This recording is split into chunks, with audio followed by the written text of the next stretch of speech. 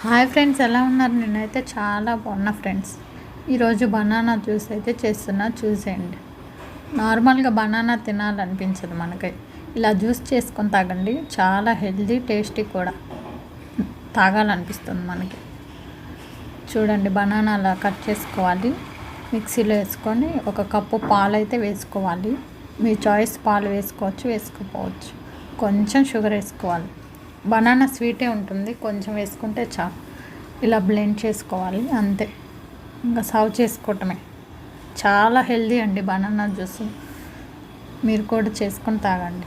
ఉంటే హార్లిక్స్ వేసుకోండి, కొంచెం జీడిపప్పు వేసుకొని తాగండి. చాలా హెల్దీ బెనిఫిట్స్ ఉన్నాయి. కావాలంటే గూగుల్లో సెర్చ్ చేసి చూసుకోండి. అన్ని ఫ్రూట్స్ కన్నా బనానే చాలా హెల్దీ. 106 అబోవ్ క్యాలరీస్ ఉంటుందంట బనానాలో. Please subscribe my channel, like చేయండి, షేర్ చేయండి. Bye friends.